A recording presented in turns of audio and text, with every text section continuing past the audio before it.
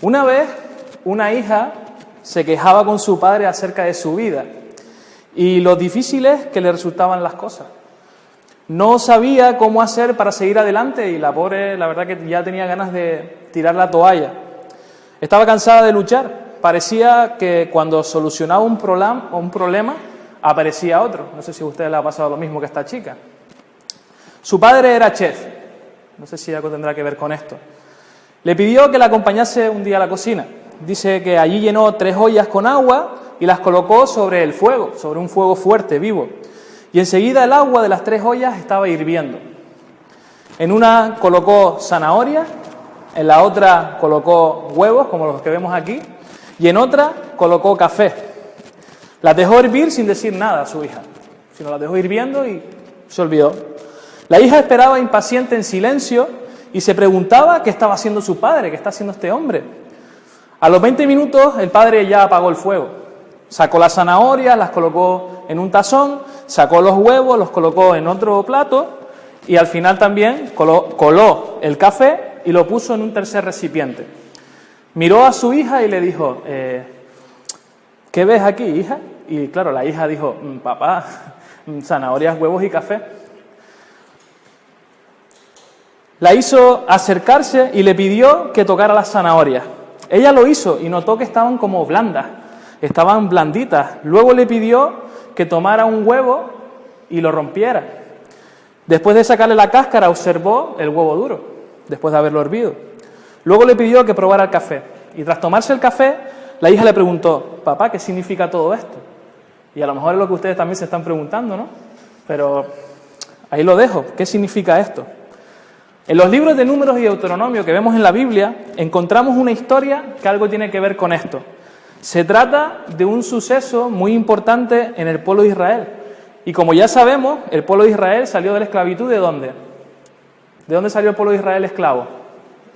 De Egipto, ¿no? ¿Hacia dónde? Hacia la tierra prometida. Bien, están atentos, Liderado por Moisés. Pero debido a la desobediencia y a la incredulidad, se pegaron 40 años viviendo en el desierto. Dios le había prometido a su pueblo que les daría la tierra de Canaán, pero tenían miedo, porque esta tierra ya estaba habitada por otros pueblos. Y claro, por lo que nos cuenta la historia, no eran pueblos fáciles de tratar, eran difíciles de derrotar. Ya habían pasado 2 años de la salida de Egipto, así que pónganse en situación e imagínense toda la historia. 2 años después de haber salido de Egipto. Cuando Dios le mandó a Moisés que cogiera, que se moviera ya, porque se estaban acomodando en el Sinaí, que se levantaran y que se fueran de allí hacia Cádiz, otra ciudad. Allí Dios les daría la victoria sobre el pueblo que habitaba en ese sitio. Y aún así, aún con Dios ahí diciéndole, venga, vamos, tenían miedo porque no sabían a ciencia cierta a lo que se estaban enfrentando y porque su confianza no estaba al 100% puesta en Dios. En Números encontramos la historia de los 12 espías. ¿Alguien sabe qué historia es esa? ¿La de los 12 espías? ¿Sí? ¿No?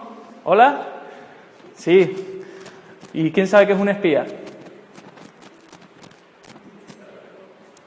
Un espía secreto, ¿no? Los espías juegan un papel fundamental para la seguridad de cualquier país. En la actualidad hay muchos rollos por internet que se ponen a espiar, hay espionaje, cogen información de otros países, los venden, hay algunos que mueren por ser fieles a su país en plan espía. Pues el uso de espías no es nada nuevo ni que se haya inventado ahora, es algo que en el antiguo Oriente Medio ya se usaba y era muy común. Y esta historia de la Biblia es una de las primeras referencias que podemos encontrar sobre el espionaje y su uso. El Señor mandó a Moisés a que enviara espías a la tierra prometida para reconocer el terreno. No porque Dios no supiera cómo era el terreno, ni quién estaba, ni quién no estaba, sino porque el pueblo así lo había pedido. Ellos mismos fueron los que lo habían pedido. Así que Moisés reunió a 12 hombres, y todos estos hombres eran jefes de Israel. ¿Me siguen, no? Estoy corriendo. Eran 12 hombres que eran jefes de Israel, y fueron delegados, porque realmente los jefes de Israel eran ancianos. No podían exponerse a irse de misión a la tierra prometida, a una tierra extraña, gente mayor. Así que enviaron gente como yo, prototipo Aarón y yo, para que no sea yo solo, fuertes, fornidos, musculosos, no, con resistencia para aguantar. No se rían, que es verdad. Su misión era explorar la tierra e informar los siguientes puntos. Tenían que explorar el país, Tenían que fijarse cómo eran sus habitantes, si eran débiles o fuertes, si eran muchos o pocos, guapos o feos. No, eso no. Si tenían que ver si la tierra era buena, si era mala, si las ciudades estaban abiertas o tenían murallas, si tenían que mirar también y examinar si la tierra era fértil o estéril, y también tenían que traerse cosas, tenían que traerse frutas para ver cómo era de verdad esa tierra. Así que también les pidieron frutas del país, fresquitas, por favor. Para realizar esta misión, ¿cuánto piensan que tardaron esta gente?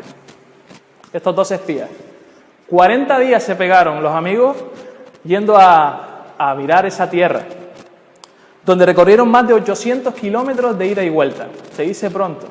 Con la bici llegamos a hacer a lo mejor 60 kilómetros de aquí a Pozo Negro y ya nos estábamos asfixiando. Imagínense 800 kilómetros acampando, háganse la idea, ¿vale? Pero bueno, una vez que terminaron de hacer el trabajo que tenían que hacer, volvieron y se dedicaron a entregar el informe. Y vamos a leerlo, me gustaría que me acompañaran. A ver si todos han traído la Biblia, ¿sí? Yo la tengo escrita aquí. En Números, capítulo 13, el libro de Números, 13, 27 al 29.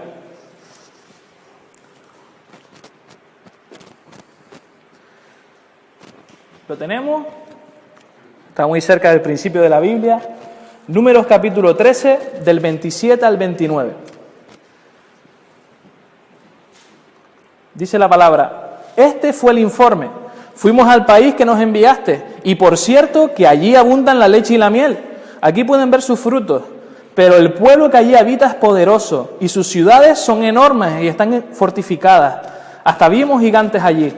Los amalecitas habitan en el Negev. Los hititas, jebuseos y amorreos viven en la montaña, y los cananeos ocupan la zona costera y la ribera del río Jordán.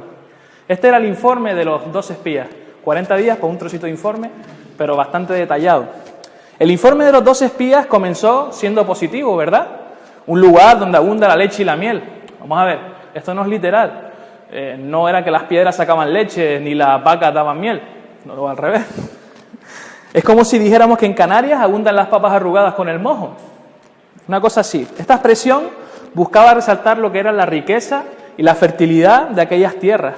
Incluso dice que trajeron muestras de las frutas como las habían pedido, y trajeron un racimo de uvas tan grande, tan pesado, que tuvieron que traerlo entre 2 personas.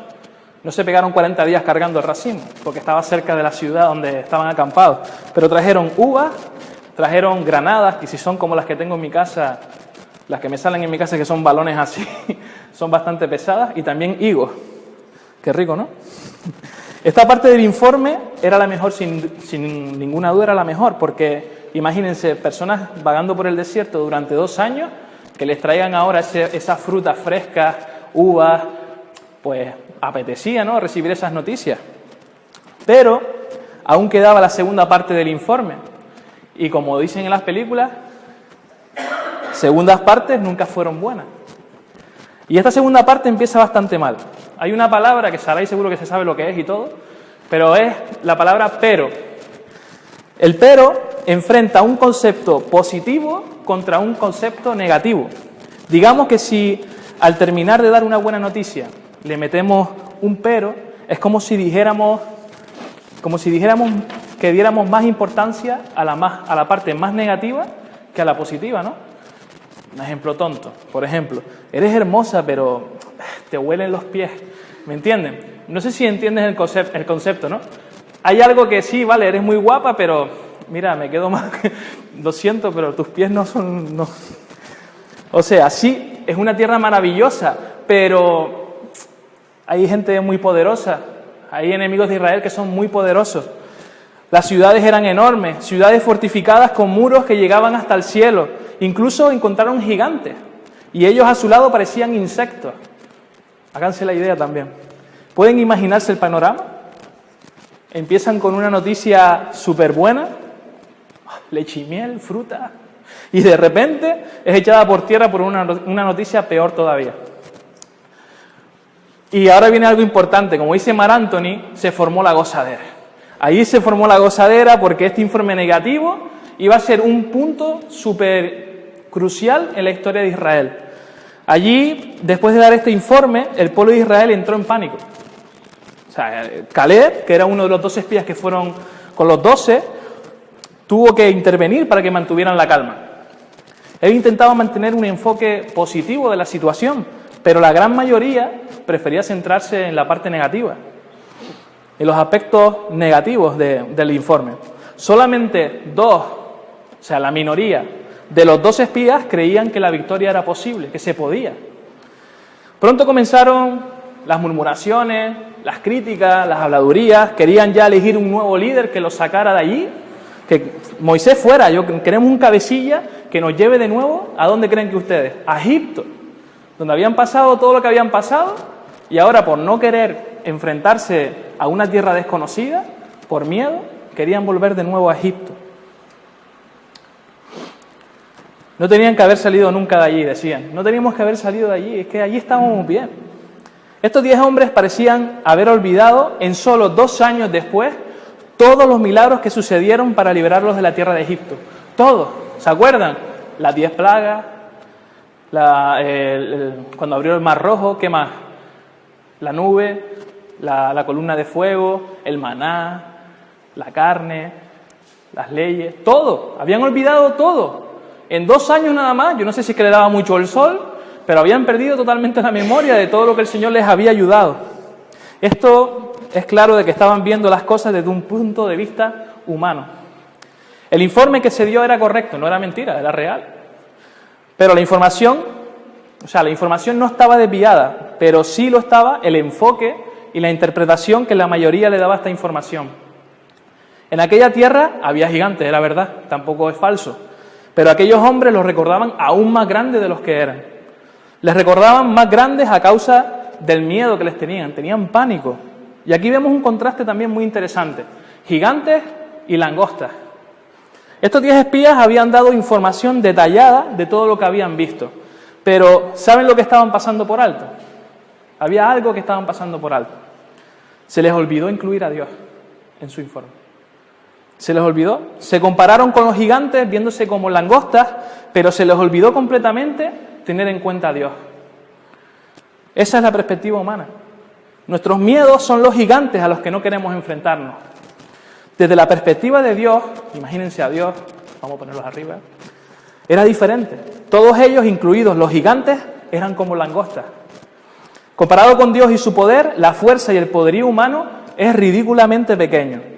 Pero no todo estaba perdido realmente. No todo el mundo tenía esta visión distorsionada, gracias a Dios, porque si no, a saber dónde hubiesen acabado.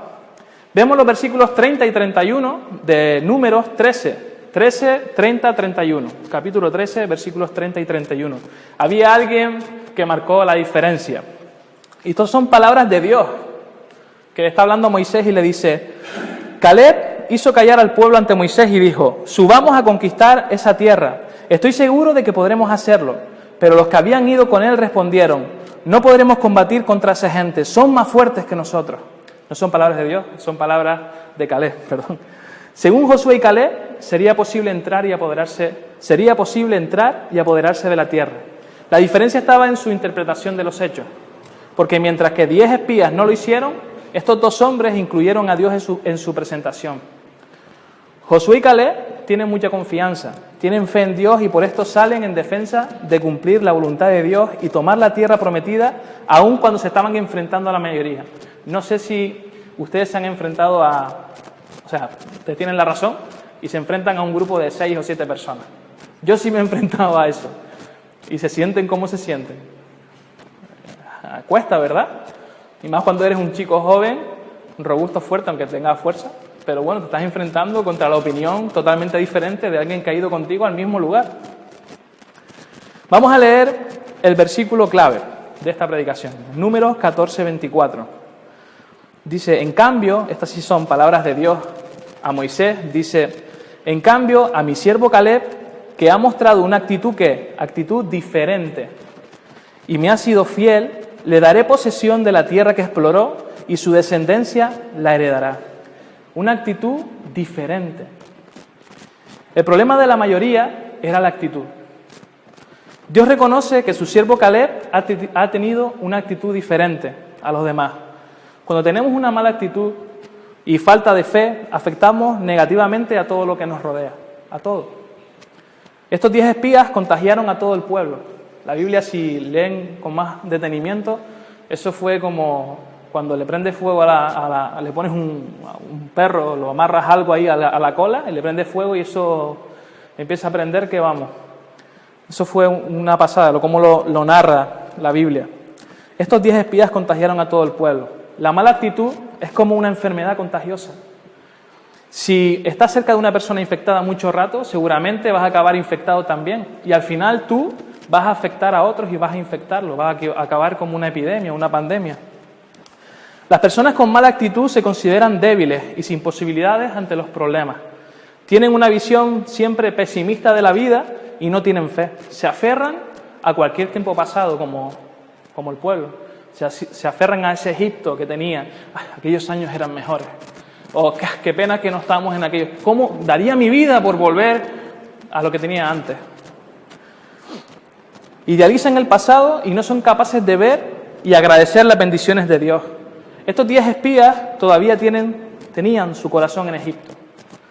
Olvidaron cómo Dios los había protegido todo ese tiempo y las promesas que les había hecho.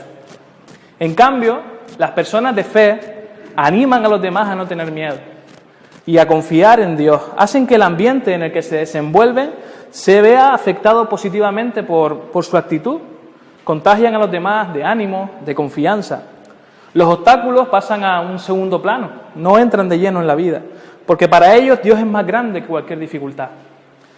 Confían plenamente en que la presencia y la protección del Señor está con ellos y está convencidos de que la victoria de Dios está garantizada, por muy oscuro que esté el panorama. Volvamos a la historia que les contaba al comienzo, la famosa de las zanahorias, huevos y café. Después de haber hervido las zanahorias, el huevo y el café, el padre le había preguntado a la hija qué era lo que veía allí. Ella estaba intrigada, ¿no? Y se lo preguntó: oye, papá, ¿qué es esto? ¿Qué significa?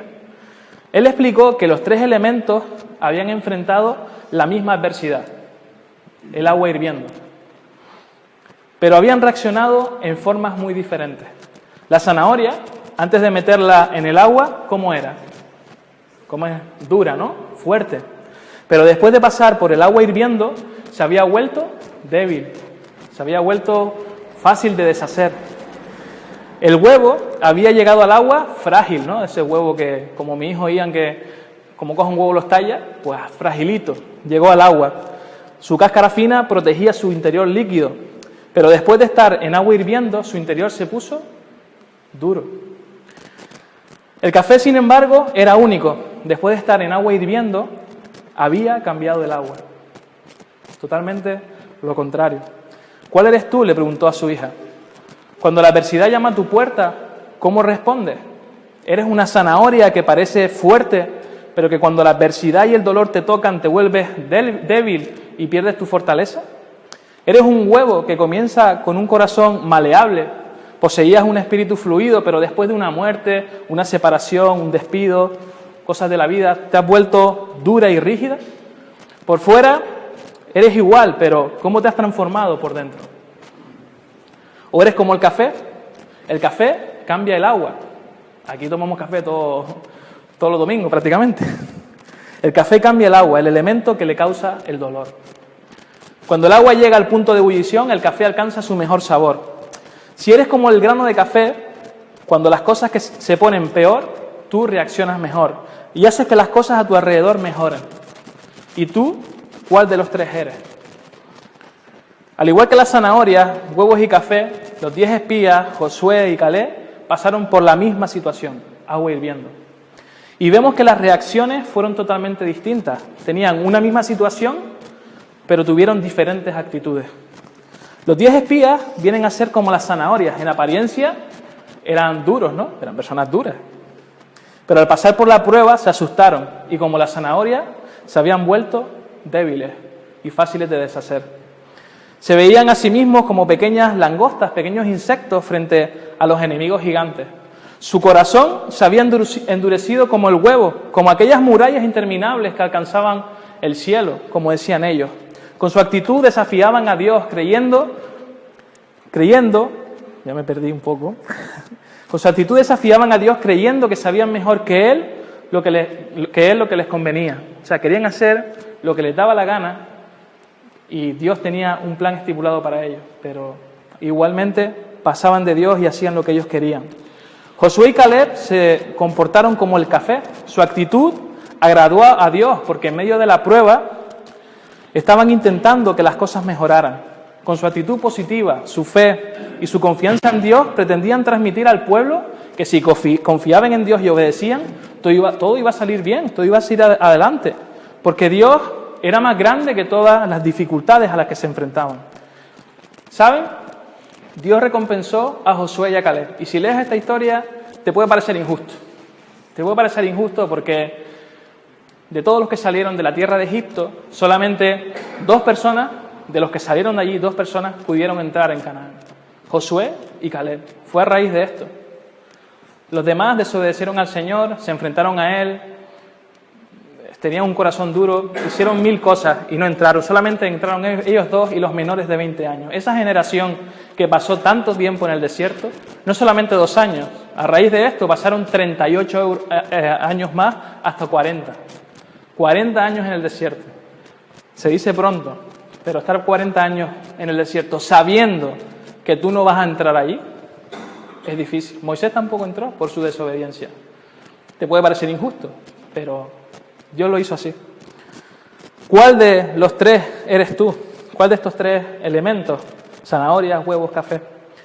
Quiero animar a la iglesia a que toda nuestra confianza sepamos depositarla en el Señor. Que podamos pedirle a Dios que nos examine y que nos ayude a que nuestra actitud sea como diferente. Tenemos que impactar a los que están a nuestro alrededor. Recordemos todo lo que Dios ha hecho por nosotros, por nuestra causa. Recordémoslo, no seamos olvidadizos como el pueblo de Egipto, que parece que nos viene un problema y enseguida ya olvidamos lo que Dios ha hecho con nosotros atrás. Contagiemos a los que nos rodean con nuestra actitud, que esa actitud sea diferente. Así que me gustaría orar y pedirle al Señor que nos ayude a que podamos ser como Caleb, como Josué, que a pesar de todo lo que tenía alrededor, fueron capaces de agradar al Señor. A pesar de toda la presión que estaban recibiendo, fueron capaces de agradar al Señor con esa actitud diferente. Así que vamos a orar. Padre, te damos las gracias por este día, Señor. Gracias porque en tu palabra, Señor, vemos casos, Señor, historias que tú nos has puesto ahí, Señor. Historias reales de siervos tuyos, Señor, que te amaban, que confiaban en ti y que esa confianza, Señor, que esa fe no caía en vacío.